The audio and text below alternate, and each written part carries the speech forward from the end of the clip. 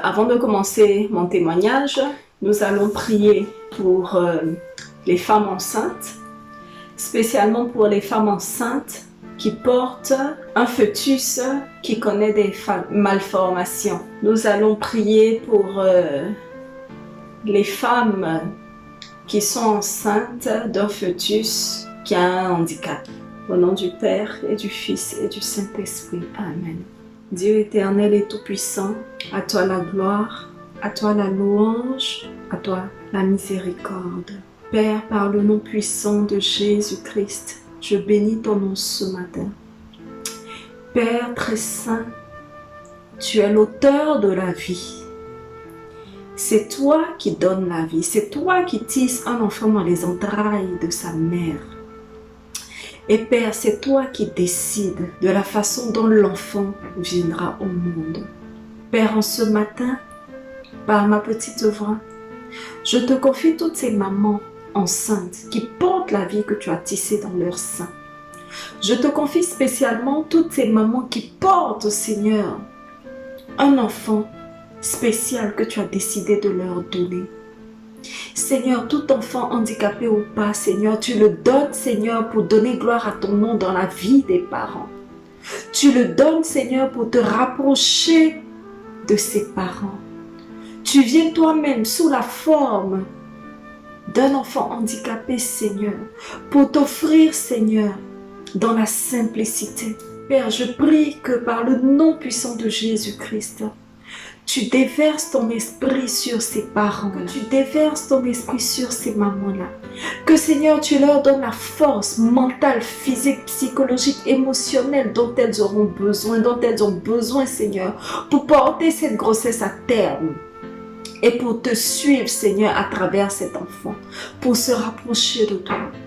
Je prie, Seigneur, que tu manifestes ta puissance dans leur vie, Seigneur, par cette grossesse, par cet enfant, Seigneur, différent que tu leur donnes. Je prie, Seigneur, que tu les remplisses de ta sagesse, Seigneur, afin que, Seigneur, ces parents-là fassent le choix de garder cet enfant, Seigneur, pour la seule gloire de ton nom et pour le salut de leurs âmes. Accompagne ces mamans qui vont découvrir à l'accouchement que leur enfant est différent, que leur enfant naît avec un handicap. Car Seigneur, quand tu donnes quelque chose, c'est parce que tu sais que derrière, tu seras là pour épauler les parents. À toi la louange, à toi la gloire, à toi l'adoration, Père éternel. Au nom du Père et du Fils et du Saint-Esprit. Amen.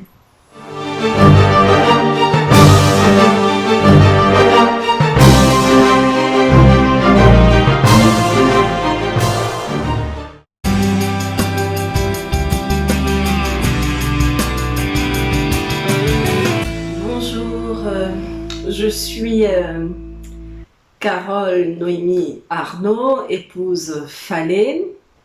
Je viens ce matin par cette vidéo, par ce témoignage, partager mon expérience de maman d'un enfant différent.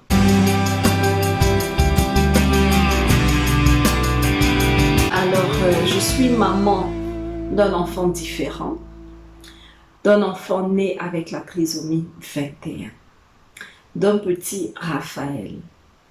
Et ce matin, je viens partager avec vous nos 4 ans d'expérience parce que mon petit bout, il a 4 ans. Et au travers de ce témoignage-là, que Dieu vous visite, à vous parents d'enfants différents, que Dieu vous rejoigne, que Dieu touche vos cœurs, que Dieu vous fortifie. Que Dieu manifeste sa puissance dans votre vie.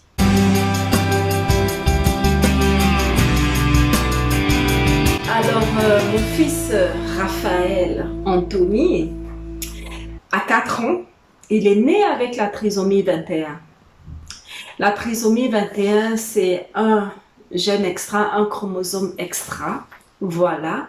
Et l'apparition de ce chromosome extra-là, fait que l'enfant naît avec une malformation physique, une déformation physique.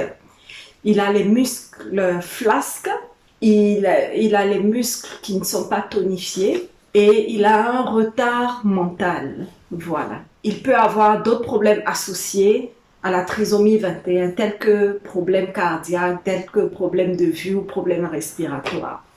Il y a des enfants trisomiques qui naissent simplement avec la trisomie. Il y a plusieurs formes de trisomie. Il y a la trisomie 21, il y a la trisomie mosaïque. Il y a trois différentes sortes de trisomie, mais je ne vais pas m'étaler là-dessus. Je vais me focaliser sur la forme de trisomie de mon enfant. Alors, Raphaël, il est né avec la forme, entre parenthèses, grave de la trisomie. Voilà, c'est-à-dire qu'en plus d'avoir la malformation du corps, l'épaisseur au niveau du cou et autres, il est né avec 2 trous dans le cœur. Voilà, et il est aussi né avec la cataracte. Et en plus de ça, il est né avec des problèmes respiratoires. Voilà. Mais Dieu merci, nous sommes dans un pays où la médecine le suit et l'aide dans son développement. C'est vrai que la médecine fait sa part, mais cet enfant, mon enfant, est un miracle de Dieu. Un miracle au sens propre de Dieu. C'est un enfant à travers qui Dieu m'a montré qu'il est le maître de la vie, il est le maître du temps, des circonstances. À travers cet enfant, Dieu m'a montré que c'est lui qui sait ce qu'il fait, pourquoi il le fait. Et Dieu ne nous a jamais abandonnés.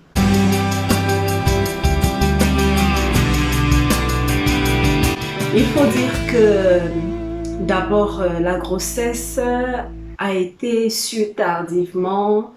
Le premier trimestre était déjà bien avancé quand j'ai découvert que j'étais enceinte. J'appelle la sage-femme, on fait le test. Il faut dire qu'avant, j'avais ma vie de femme, mon cycle était normal, voilà, avec tout ce que ça comporte. Donc quand je découvre, je cours chez la sage-femme, on fait le premier test, elle me dit mais votre grossesse est avancée. Je dis c'est pas possible. Elle dit si, votre grossesse est avancée. Donc on court rapidement, on prend rapidement, elle me réfère rapidement pour employer le terme exact. Elle me réfère rapidement à l'hôpital de la petite ville du village où je vis. Il faut dire que même le petit hôpital en Europe ici est équipé, est bien équipé avec le personnel qu'il faut. Alors, la sage-femme nous réfère donc à l'hôpital. Pour la première échographie, on fait la première échographie. Et déjà, à la première échographie, la dame qui m'ausculte, qui fait l'échographie, spot l'anomalie. La première anomalie, c'est à l'arrière du cou de l'enfant, vu que le fœtus était déjà formé. Donc, à l'arrière du cou de l'enfant, elle découvre une masse, une épaisseur. Et donc, elle s'assure d'être sûre de son résultat et tout. Elle nous dit, j'étais avec mon époux. Je ne veux pas vous affoler, mais j'ai besoin de l'avis de ma collègue. Parce que je constate une épaisseur au niveau du cou et je suspecte la trisomie. Donc, on lui dit, ok, elle va appeler sa collègue vient. Donc, à 2, elle vérifie, elle revérifie, elle revérifie. Elle confirme donc qu'il y a une épaisseur à l'arrière du cou de l'enfant, du fœtus, et donc il y a suspicion de trisomie. Elle nous l'annonce, voilà, elle nous met dans une salle à côté, dans une petite salle, et puis elle vient de façon maintenant formelle nous annoncer que voilà ce qu'elle a vu à l'échographie, et donc il y a suspicion de la trisomie. On emploie le terme suspicion, mais en fait c'est confirmé à l'écran, à l'échographie. Donc, vu qu'il y a suspicion, confirmation de la trisomie, au résultat de ce qui est apparu à l'écran, qu'est-ce qu'on veut faire? Est-ce qu'on veut garder la grossesse ou bien est-ce qu'on veut s'en débarrasser, vu ce qu'est la trisomie, vu les problèmes associés? Et tout de suite, instinctivement, je regarde mon époux et la dame nous dit non, prenez votre temps, réfléchissez, on vous laisse le temps de réfléchir. Je dis non, je garde mon enfant.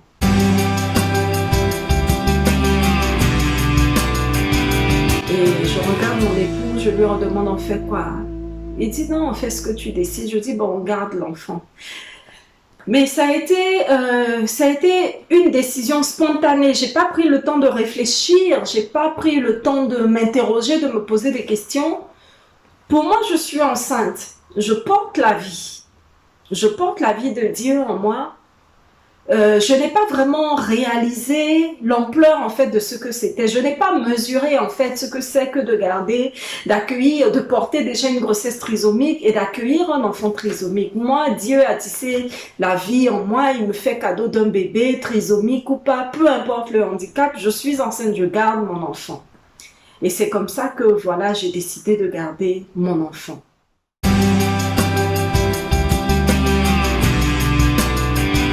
Nous décidons de garder la grossesse, mon époux et moi, et la dame nous réfère donc à un autre hôpital, puisqu'il faut donc un suivi particulier. Et dans cet hôpital-là, qui est encore plus spécialisé que le premier hôpital, je suis vue par une obstétricienne qui refait l'échographie, qui confirme la trisomie, et là qui découvre quelque chose. Donc ce médecin découvre qu'en plus de la trisomie, il y a 2 trous dans le cœur de l'enfant.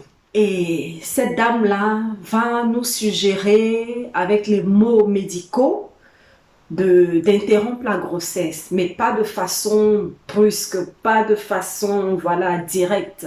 Elle utilise des termes médicaux, elle essaie comme on dit, de nous préparer psychologiquement, mentalement. Et elle nous dit, avec les 2 trous dans le cœur de l'enfant, il y a des possibilités que le fœtus ne se développe pas, il y a des possibilités que le fœtus fasse un arrêt cardiaque. Est-ce qu'on veut traverser ce stress-là et tout? On lui dit, on garde notre enfant. Voilà, on reste ferme sur notre décision d'accueillir notre enfant parce que c'est notre bébé. Voilà, c'est le cadeau que Dieu nous fait. Là encore, on ne mesure toujours pas ce que c'est que la trisomie.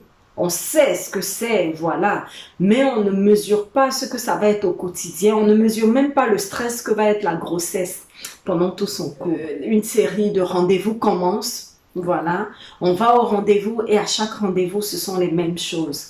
Et comme la dame voit qu'on insiste pour garder l'enfant, elle nous réfère à un autre hôpital. Mais déjà, elle nous demande de faire l'amniosynthèse, c'est-à-dire de prélever le liquide et à travers l'examen du liquide, ils vont confirmer la trisomie ou pas. Mais le risque de l'amniosynthèse, c'est que je peux perdre le fœtus. Et là, je leur dis non. Voilà, trisomie ou pas, on garde notre enfant, je garde mon bébé, je vais accueillir l'enfant. Ça sert à rien de mettre en danger la vie du fœtus. Ça sert à rien de mettre en danger ma vie. On garde l'enfant. Et donc, l'hôpital nous réfère à un 3e hôpital. Et donc, à ce 3e hôpital qui est l'hôpital le plus spécialisé en matière de grossesse à risque dans ma région. Il faut dire que nous vivons en Angleterre, donc on est référé dans cet hôpital-là où il y a une spécialiste, une cardiologue des fœtus, donc qui prend le relais et qui s'occupe de nous. Alors là encore, la série de rendez-vous continue. Et donc, la dame qui confirme la trisomie, qui confirme les trous dans le cœur et qui nous parle en même temps de d'autres problèmes qui peuvent être associés à la trisomie et tout. On lui dit, on garde notre enfant. Mais à chaque rendez-vous, c'était la phrase, est-ce que vous voulez faire l'amniosynthèse? Est-ce que vous êtes sûr de vouloir garder l'enfant? Ça va être difficile. Il serait peut-être mieux de ne pas continuer la grossesse, mais réfléchissez bien, on sera là pour vous soutenir et tout. Il y avait à chaque rendez-vous, il y avait ce vocabulaire médical là pour tendancieux, pour nous emmener, pour nous pousser à prendre la décision sans nous dire directement, écoutez, c'est un enfant, c'est une grossesse trisomique à avorter. Voilà.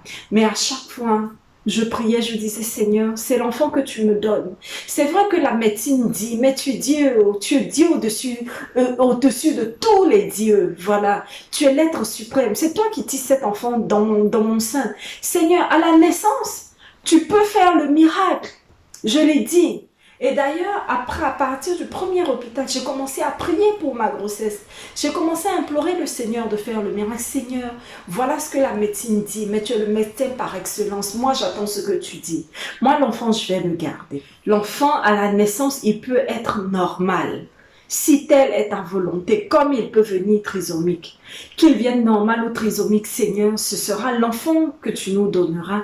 et nous l'acceptons déjà. Et j'ai commencé à développer de l'amour pour mon enfant. Je priais beaucoup et j'ai appelé mes contacts, mes groupes de prière et je leur disais, ah, je suis enceinte, voilà. Prions pour le fœtus, prions le Seigneur de toucher le fœtus, c'est lui qui guérit. Prions le Seigneur de faire quelque chose. Et donc, la grossesse suit son cours jusqu'à l'accouchement.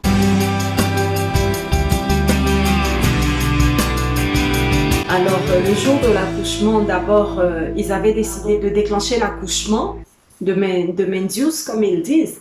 Et on devait déclencher l'accouchement un jeudi, mais il n'y avait pas de place, il n'y avait pas de couveuse. Donc, je suis rentrée dans un temps de prière avec mes différents groupes de prière. Et le dimanche qui a suivi, donc j'étais à la maison, j'ai reçu la communion, on m'a porté la communion à la maison. J'ai reçu ma communion, mais déjà le matin au réveil, j'avais des traces de sang, des traces légères de sang. Et j'ai compris que le travail avait commencé. J'avais des picotements au bas, donc j'ai rendu à Dieu toute la gloire. On m'a porté la communion, vu mon état. Et quand la dame est venue me porter la communion, elle m'a regardée. Je l'ai regardée. En plus, cette dame-là, ce ministre extraordinaire de l'Eucharistie qui m'a porté la communion, a été mon témoin de mariage. Alors donc, elle s'appelle Maria en plus. Tous les signes étaient là. Maria, la Vierge Marie, donc que j'ai vu à travers cette dame ministre extraordinaire de l'Eucharistie qui m'a porté la communion. Donc la dame me regarde, je la regarde, je souris. Elle a senti qu'il y avait quelque chose, mais je ne lui ai pas dit que j'étais au travail. Mon époux était au boulot. J'appelle mon époux, je lui dis, ah, il faut qu'on aille à l'hôpital parce que j'ai mal au ventre. Il me dit, écoute, tiens le coup jusqu'à la fin de la journée. Quand je finis, je me lave, je mange, je t'accompagne. Et j'étais là, j'étais dans un temps de prière, je bénissais Dieu, je récitais mon chapelet. Vraiment, je suis rentrée dans un temps de profondeur spirituelle, de communion profonde avec mon Seigneur. Et je reçois un coup de fil le dimanche. Je décroche, c'est l'hôpital qui me dit, écoutez, venez, nous avons une couveuse pour Raphaël, venez rapidement pour qu'on déclenche l'accouchement. Donc je rappelle mon époux, je lui dis, ah, l'hôpital, c'est vraiment le jour choisi par le Seigneur. Est-ce que l'hôpital vient de m'appeler pour nous dire qu'il y a une couveuse? Est-ce que tu veux que je te dévance, que je parte à l'hôpital en taxi? Il m'a dit non, ne t'en fais pas, la couveuse est là. Quand je rentre, je t'accompagne, je pars avec toi. Donc, je me suis lavée, j'ai mangé, ma mère était là, elle a fait à manger. J'ai mangé, ma mère savait que le jour était arrivé. Et après le boulot, mon époux est venu, nous sommes partis à l'hôpital, à Manchester. Donc, nous partons à l'hôpital, on me reçoit, on me met dans la salle. Je leur dis que je suis en travail. Les dames me disent, ok, vous êtes au travail, ok, d'accord, mais comme on a prévu de déclencher l'accouchement, on va vous mettre la tablette. Et donc, on insère la tablette. Quand on a inséré la tablette, les choses se sont accélérées, mais très, très, très rapidement. Je ne supportais pas la douleur. En moins de 2 heures, vraiment, les contractions étaient atroces. Voilà. C'est vrai que j'étais déjà en travail, mais ils ont quand même mis la tablette. Ils ont inséré la tablette et ça m'a fatiguée. Ça m'a fatiguée, ça a fatigué mon bébé. On m'a emmenée en salle d'accouchement parce qu'elles-mêmes, elles ont été dépassées. Elles ont mis la tablette vers 23h30 et la dame m'a dit, tu vas accoucher demain midi. Donc, relaxe-toi, dors et tout. Mais de 23h30 là, à minuit, je ne pouvais plus tenir. Je ne pouvais plus tenir, c'était terrible, les douleurs étaient atroces. Et donc, je l'appelle, elle vient, elle repart, je la rappelle. Je dis non, ça ne va pas. Elle vient, panique à bord. Elle-même, elle se rend compte que voilà, le délai qu'elle a donné là, elle m'a dit, je te mets la tablette là, tu vas accoucher demain à midi. Les choses se sont accélérées, donc on me mène en salle. Mais j'étais vraiment dans un état pas possible. Donc on me met l'oxygène. Déjà, les difficultés commencent. Mais quand j'étais couchée, quand on me mettait la tablette, j'avais mon chapelet à la main. Donc, je récitais mon chapelet et tout. Donc, on m'emmène en salle d'accouchement, j'ai toujours mon chapelet à la main. Et là, les douleurs, je ne les supportais pas. On me met sous oxygène. C'était la catastrophe parce que l'oxygène m'a rendu groggy. Et là, je devais pousser. Donc, ça commence. Donc, il est déjà minuit et quelques. Et donc, les dames viennent, elles s'occupent de moi, ça va pas. On me dit, pousse. j'ai le vertige, j'ai la tête qui tourne, les yeux qui tournent, j'ai pas de force et tout. Et je n'y arrivais pas. Et donc, il y a un médecin qui était là, qui a dit, écoute, elle n'est pas en train de plaisanter, on emmène au bloc opératoire pour faire une césarienne. Et j'avais mon chapelet, on m'a arraché le chapelet, on m'a tout arraché, on m'a fait tout ce qu'il fallait faire rapidement et tout. On m'emmène en salle, au bloc opératoire, et là, tous les médecins viennent.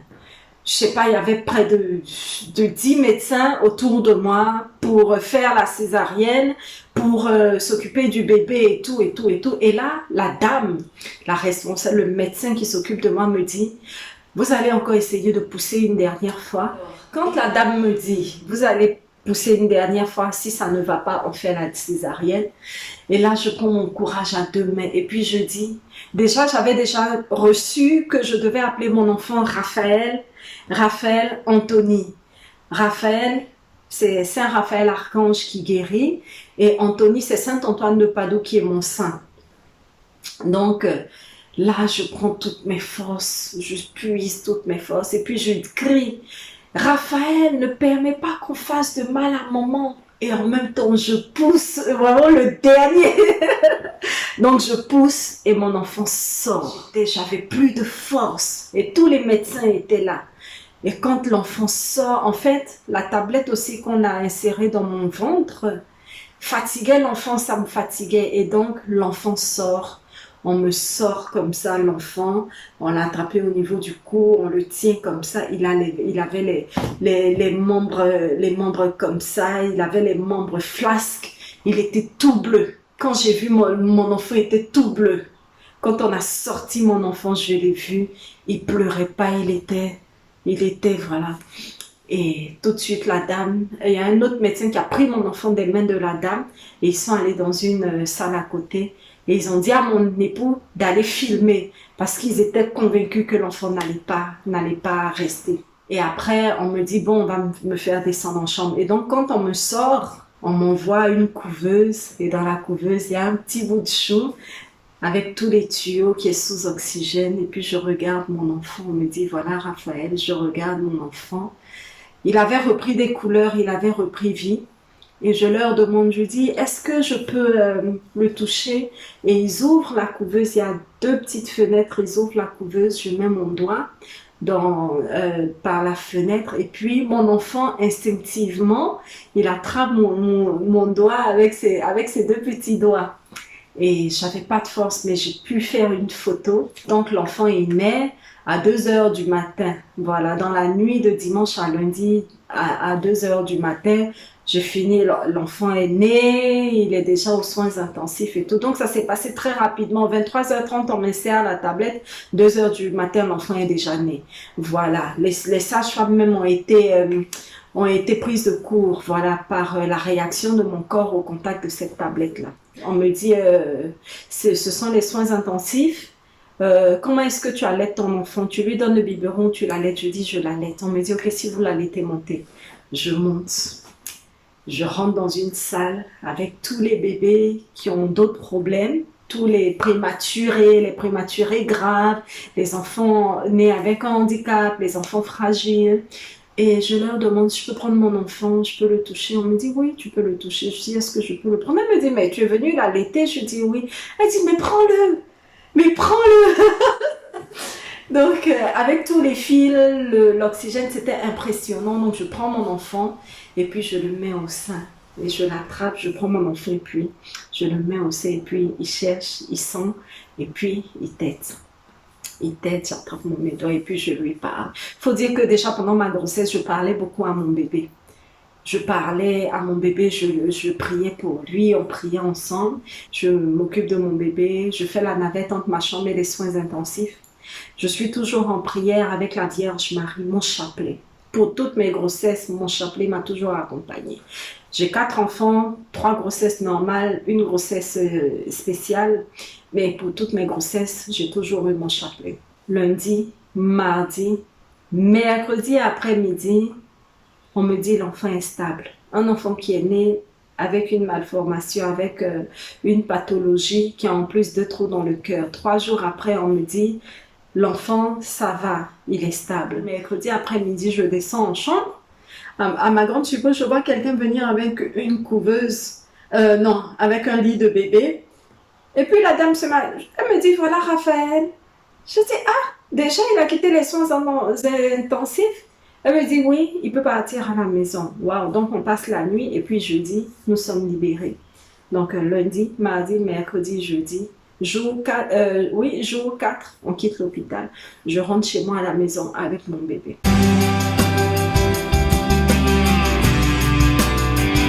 Donc ici, dans ce pays-là, quand tu rentres à la maison, les soins en fait continuent à la maison. Donc les sages-femmes sont contactées, moi-même je les appelle, elles viennent.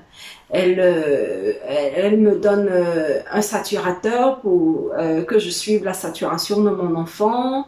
Elles viennent m'apprendre à mettre le tube gastrique à l'enfant pour que son cœur se repose.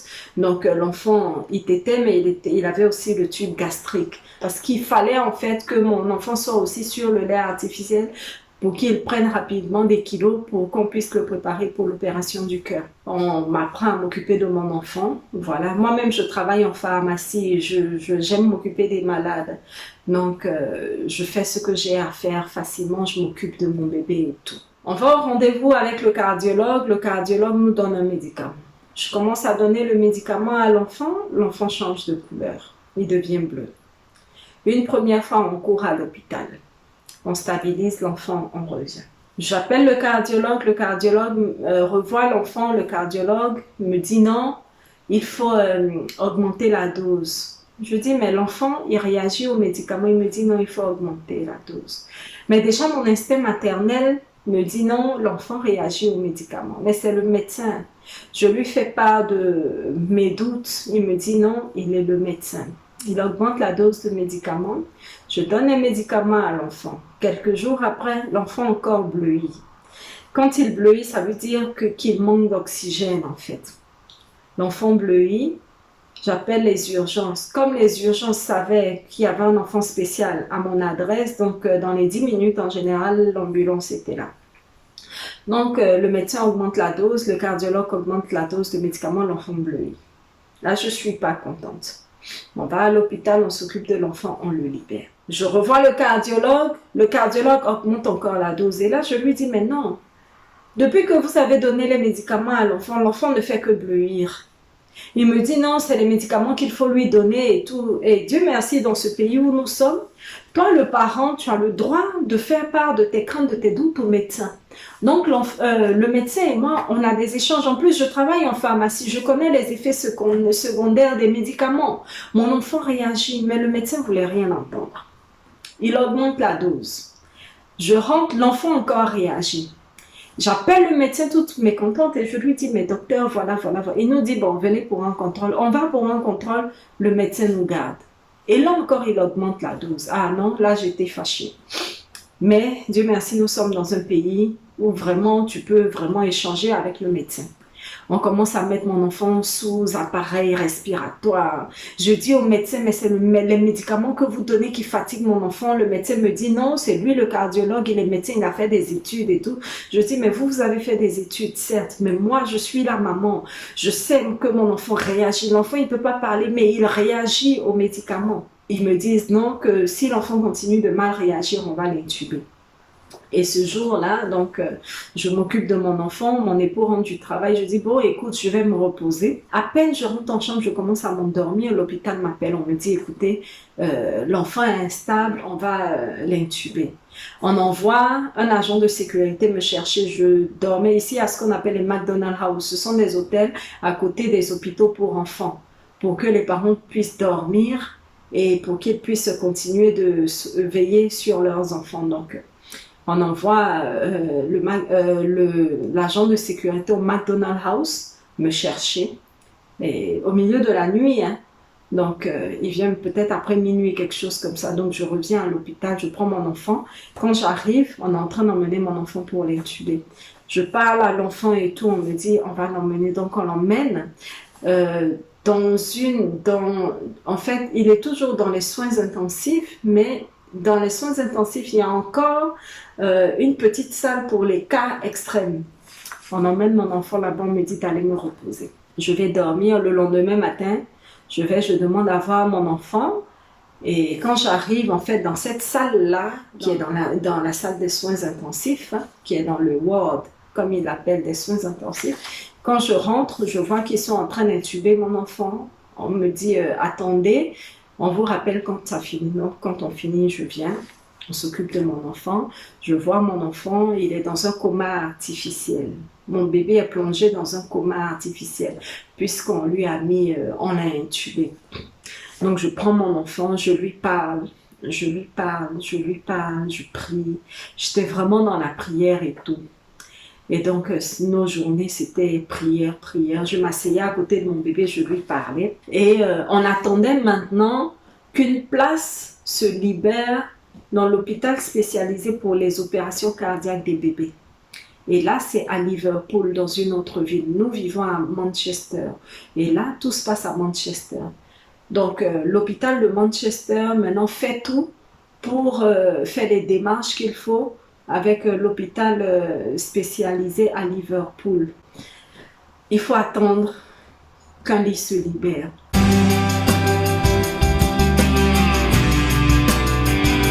Donc, je suis dans la prière, je demande l'intercession de tous mes groupes de prière. On prie pour l'enfant dans les monastères, au Canada, en Irlande, partout, chez les sœurs de la Divine Miséricorde en Irlande, en Inde. Il y a des groupes qui prient pour mon enfant en Côte d'Ivoire. On prie pour mon enfant partout au Canada.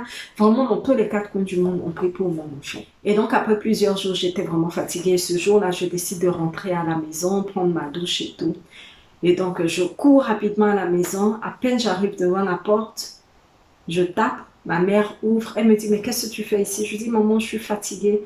J'étais fatiguée, j'étais lessivée moralement, physiquement. Je dis, je suis venue me laver, manger, dormir un peu. Elle me dit, mais tu viens à peine d'arriver. L'hôpital va t'appeler tout de suite. Elle n'a même pas fini de parler. Je suis debout devant la porte, mon téléphone sonne. C'est l'hôpital. Écoutez, revenez. Vous êtes où? Je dis, je suis chez moi, dans mon village. Elle me dit, revenez tout de suite parce qu'il y a un lit qui a été dégagé pour votre enfant à Liverpool. Il faut qu'il parte dans les minutes qui suivent. J'ai regardé ma mère, j'ai commencé à pleurer parce que c'est exactement ce que ma mère était en train de dire. Je dis, bon, je vais me laver. Je rentre dans la douche. De la porte, je rentre directement dans la douche, je me lave, je prends des affaires, j'ai pris mon cabas, mon sac, j'ai fourré tout ce que je pouvais. Et puis mon mari et moi, on retourne à l'hôpital. Ma mère avait fait à manger et tout. Donc, j'ai même pas eu le temps de manger. Elle a dit, bon, de toutes les façons, on allait te porter ça. Et vraiment que Dieu bénisse ma mère, parce que c'est la seule mère que j'ai. Et vraiment, elle préparait, elle me soutenait dans la prière. Donc, je retourne à l'hôpital, j'arrive, on me dit, oui, l'ambulance doit venir prendre mon enfant, l'emmener rapidement à Liverpool. Et comme les choses pressaient, j'ai demandé, on part par hélicoptère ou par la terre? Elle me dit, non, son cas est grave, oui, mais on n'a pas besoin de le transférer par l'hélicoptère, vous partez par la terre. Et donc, je suis avec mon enfant, et puis il y a 3 belles dames, ambulancières qui arrivent et tout de suite je vois des visages radieux, des visages maternels. Elles sont venues, elles ont vu mon bébé, elles ont vu comme il était tout petit avec tous les câbles là. Elles font le transfert de son lit puisqu'il est intubé. Elles font le transfert de façon très délicate de son lit à la couveuse qui part dans l'ambulance hyper spécialisée. Donc on met mon enfant tout de suite là, je les suis et puis on part. Et c'est comme ça qu'on se retrouve à Liverpool. Le médecin me dit, il voit le dossier de mon enfant, on installe mon enfant. Là, vraiment, c'est l'hôpital spécialisé dans tout le nord-ouest, dans tout le nord-ouest ici. C'est vraiment l'hôpital, c'est parce que chaque région a son hôpital spécialisé. Donc, c'est l'hôpital spécialisé dans le nord-ouest ici. Et donc, mon enfant est installé et tout.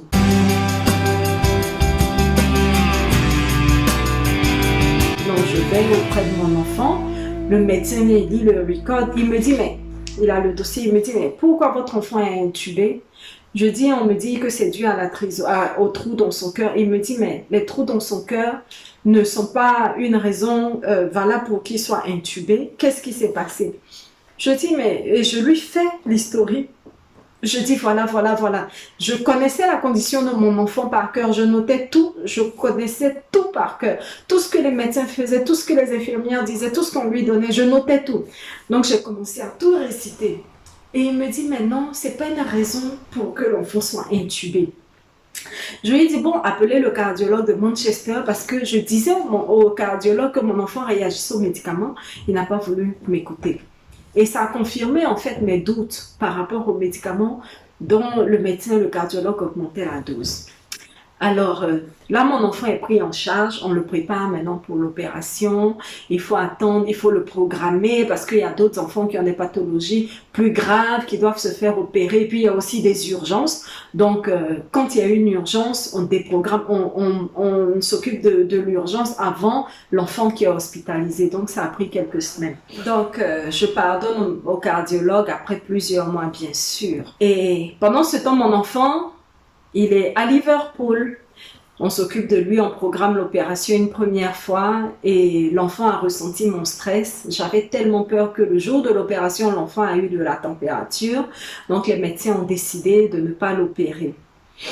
Et on nous dit, bon, on va l'opérer, on va vous tenir informé de la date d'opération. Et ce qu'ils ont fait, comme ils ont senti que j'étais stressée, que l'enfant, je communiquais mon stress sans le savoir à mon enfant, ce qu'ils ont fait, ils m'ont dit, on va vous appeler pour vous dire, pour vous informer.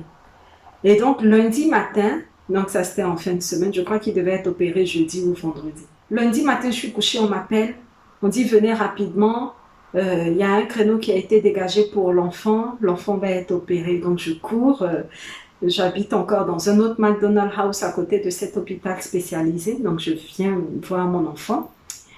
On nous emmène quand on arrive au ward où était mon enfant, on dit non, il est déjà parti au bloc pour même pas perdre de temps. On court au bloc, on arrive au bloc, mon enfant est déjà là. On dit prenez votre enfant, embrassez-le rapidement. Je prends mon enfant, je l'embrasse et je menace mon enfant et je dis à mon enfant, et voilà, Raphaël, là où tu t'en vas là, tu t'en vas, tu reviens. Maman t'attend, je t'attends. Tu vas, tu te fais opérer, l'opération finie, tu reviens. Et j'embrasse mon enfant, je bénis l'équipe, je serre vraiment mon enfant contre moi et je le laisse partir et je retourne en chambre avec mon époux. Et là-bas, je décide de dormir, de me forcer à dormir, pour même pas voir les heures passer. Et en fin de journée, on nous dit qu'on va nous appeler à 14h, 14h, pas de coup de fil, 15h, 16h. On a dormi en fait jusqu'à 16h. Donc je me réveille, il est 16h, je dis mais le téléphone n'a pas sonné, mon mari dit non, ils ne nous ont pas appelés. Et donc on appelle, et puis on nous dit non, l'opération est finie depuis midi. C'est-à-dire au lieu que l'opération même finisse à 14h comme ils ont dit, l'opération est finie depuis midi. Donc je m'apprête rapidement, on court voir l'enfant, on arrive, on voit l'enfant, le thorax ouvert avec des agrafes là. Et puis, il y a 2 tuyaux qui sortent du cœur de l'enfant, des tuyaux avec le sang qui coule. Quand j'ai vu ça, j'ai failli tourner de l'œil. J'ai eu très mal à la tête de voir mon enfant comme ça. J'ai eu les larmes aux yeux, et puis je l'ai béni. J'ai béni mon enfant, j'ai rendu grâce à Dieu et tout. Et là encore, il fallait qu'il cicatrise rapidement. Et Dieu merci, 2 jours à peine après, on lui a enlevé les tuyaux. En fait, je continuais de prier. Et je prenais ma Bible, je l'ouvrais. Quand je recevais un passage biblique, j'ouvrais ma Bible à ce passage, je déposais à côté, au chevet de mon enfant. Et moi, je retournais me coucher ou bien j'allais manger. Donc, la parole de Dieu a toujours gardé mon enfant. La parole de Dieu a toujours veillé sur mon enfant. Il faut dire que quand on a été transféré à Liverpool, je cherchais sur Internet les groupes de prière autour. Et j'ai découvert un groupe de prière, une communauté qu'on appelle Prince of Peace. La communauté a été créée par Miles Dempsey, paix à son âme. Et donc, j'ai appelé, je suis tombée sur une religieuse qui m'a donné leur adresse. C'était à 5 minutes de l'hôpital, même pas 5 minutes même. C'était juste à l'angle de l'hôpital, il fallait juste tourner. À pied, c'était à peine 10 minutes. Donc, je suis allée là-bas. J'ai commencé à prier avec eux. J'ai vu Miles Dempsey, il vivait encore. Je lui ai expliqué la situation de mon enfant, il a prié pour nous. Miles m'a dit, l'enfant va s'en sortir, on le confie au Seigneur. Et ils avaient la prière du renouveau, c'est une communauté du renouveau charismatique anglais. Donc, je priais avec chaque lundi, voilà. Et quand mon enfant dormait, j'allais m'asseoir là-bas devant le tabernacle, j'offrais mon enfant au Seigneur, j'offrais l'équipe médicale, j'offrais le rétablissement, la guérison de mon enfant. Et donc, je suis toujours restée dans la prière. Et Dieu m'a montré qu'il ne m'a pas abandonnée, il m'a montré qu'il n'a pas abandonné mon enfant.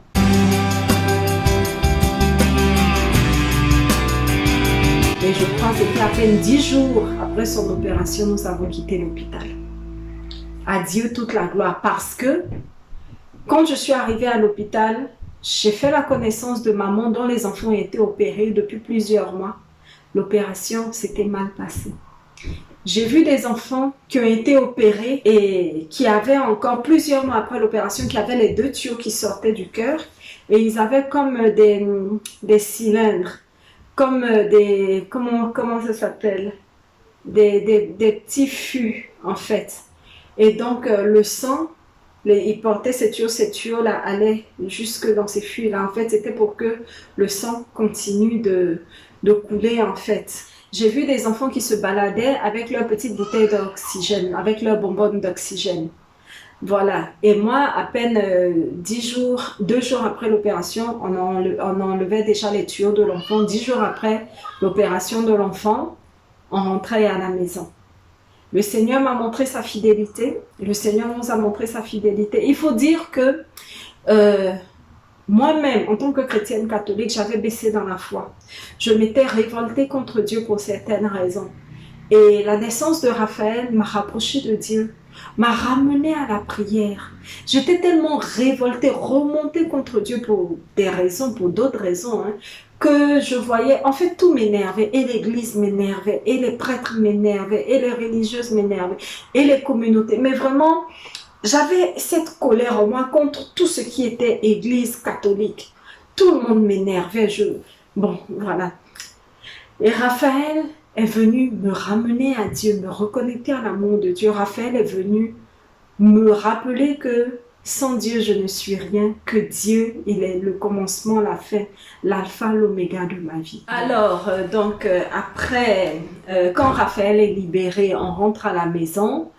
L'équipe, ce qu'on appelle le community team, donc ce sont les infirmières de ma ville, de la ville où moi je vis maintenant. Donc on quitte Liverpool, on revient chez nous.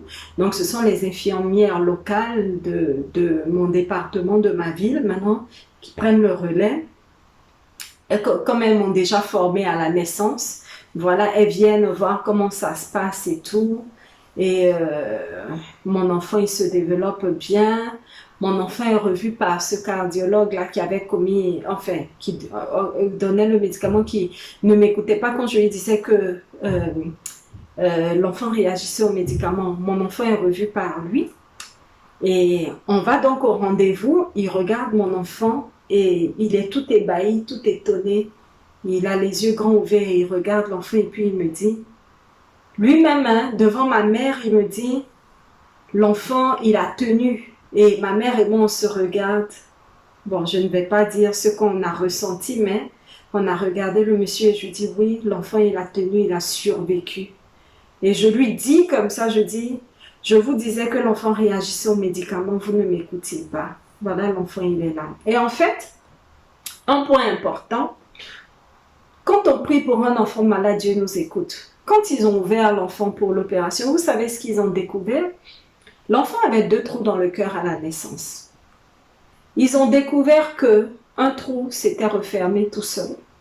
Et le 2e trou était presque refermé. Donc en fait, quand ils ont ouvert mon enfant, ils ont juste colmaté le 2e trou qui était presque refermé. Et la dame, la cardiologue qui s'occupait de moi, la cardiologue de fœtus qui s'occupait de moi à l'hôpital de Manchester, qu'on a retrouvée à l'hôpital de Liverpool, parce que l'hôpital de Liverpool est sa base en fait, et elle venait me suivre à Manchester.